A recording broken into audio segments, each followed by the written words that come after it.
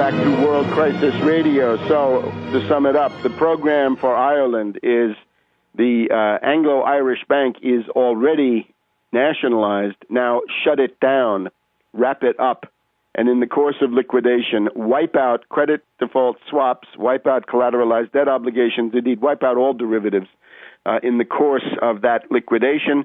It also means that the stockholders and the bondholders will be wiped out. That is inevitable. And unless there are some residual assets there, which is extremely unlikely.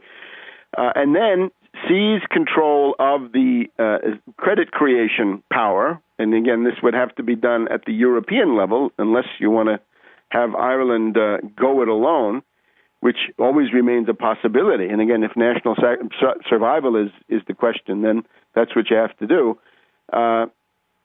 Issue 0% long-term credit for production only, for infrastructure only, and you will get an economic recovery. And remember that in this process, it was derivatives that created these astronomical, exorbitant losses to begin with, and it's now derivatives, credit default swaps, that are being used to generate the panic phase once again. So you've been bitten by derivatives twice, dear Ireland. How many more times are you going to allow this to take place? Why not at least join the German ban on naked credit default swaps on your Irish bonds and try to get other countries to go along with that? You could then form, together with Germany, which is the key to any of these things, an anti-derivatives bloc in Europe and put pressure on Barroso and that gang, and also hold the feet of Sarkozy and Lagarde to the fire, because it's a question now of national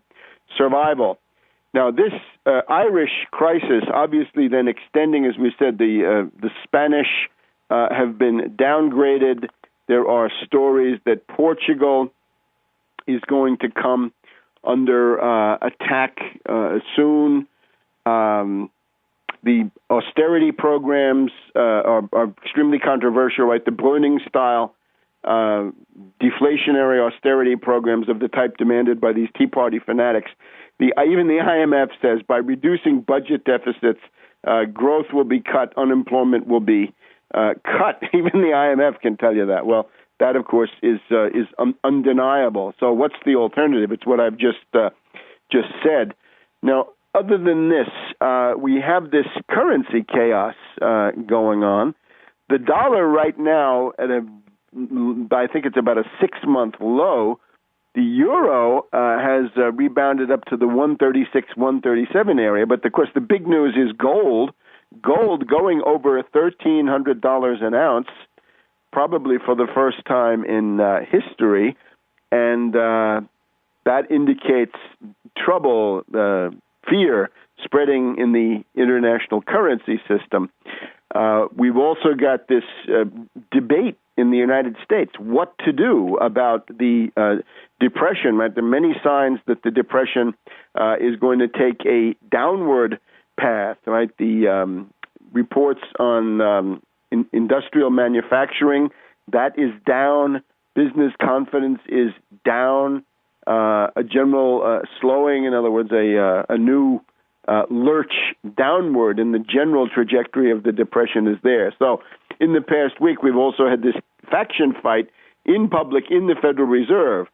The president of the Federal Reserve Bank of Minnesota, Narayana Kocherlakota, says that various programs for quantitative easing, buying more U.S. debt and bonds, may not be very effective. So Federal Reserve Bank of Minnesota, not interested in large amounts of quantitative easing. Charles Plosser, president of the Federal Reserve Bank of Philadelphia, says the same thing. However, Eric Rosengren, president of the Federal Reserve Bank of Boston, says Fed policymakers must do what they can to bring more relief, meaning quantitative easing. And finally, most authoritative of all, William Dudley, the head of the Federal Reserve Bank of New York, is very much in favor of quantitative easing. Now, isn't it somewhat mortifying to hear your future, your economic life being debated by these unelected, unaccountable finance oligarchs, all of them agents of Wall Street. Remember, the problem with the Federal Reserve is that it's private. The Wall Street doesn't control, Federal Reserve does not control Wall Street. Wall Street bankers control the Federal Reserve. That's what's wrong with it, for God's sake. And here we hear them, these various agents and stooges of the Wall Street banks, debating in public with amazing insolence and impudence what your economic future is going to be, what kind of interest rates you're going to have. The answer is shut them down, nationalize the institution, and the Congress and the President, that's all we have under our system, the Congress and the President come up with a bill that says the amount of credit we're going to have in the coming year is X, the target for the money supply is X, the target for the interest rates is X, and the approved categories of lending are infrastructure and real physical tangible commodity production and not financial services, bailouts, drug money laundering, and all the rest of this stuff. So that's the worry in the Federal Reserve. Now, there's also a couple of other things going on. The bank failures roll along.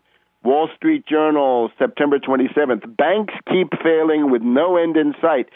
Since the Feds seized Washington Mutual with the goal, of course, of feeding it to J.P. Morgan Chase to shore up Morgan, 279 lenders have collapsed, and you can see the geographical concentrations. Lots on the West Coast, lots in Florida, lots in Georgia, Alabama, Texas, concentrations in the Midwest around Chicago, Nebraska, Missouri, Kansas, and into then the New York area, a series of bank failures. And in addition to that, we've also got the question of the credit unions. Right, the United States government under the TARP is now going to guarantee $30 billion of bonds to essentially shore up the credit union system, because one of these, or several of the wholesale credit unions have had to be seized. So there's a process of attempting to bail out even these credit unions. And again, the same criteria are always applicable. Wipe out the derivatives, save the depositors. Don't worry about the bond. Well, in these cases, there are no bondholders and stockholders because they're credit unions. Save the depositors, but jettison the derivatives. Abrogate, delete, shred those derivatives. But in particular, it's the currency question going on in the background now. And this is the war of competitive devaluations. It is an attempt by a number of countries to drive down the international prices of their currencies. Now, they have an inherent right to do this, but the problem is what this points to is the inherent chaos, the inherent unworkability of the floating rate currency system, which we've had since August 15th, 1971. We previously had the Bretton Woods system in which governments, states, collectively told the markets what the bands of fluctuation of currencies would be. And, of course, they could be periodically adjusted through up valuations or down valuations. But since then, it's been this merry-go-round, this roller coaster of floating rates. It's unworkable because it leads to risk. This is the main source of international risk, which these characters talk about all the time, is currency risk. And it means, therefore, that if you've got a floating rate system, you never know what the price is going to be 30, 60, 90 days down the road. We need to get back to fixed parities, but in the meantime, we've got this chaotic situation, which we'll describe in just a minute.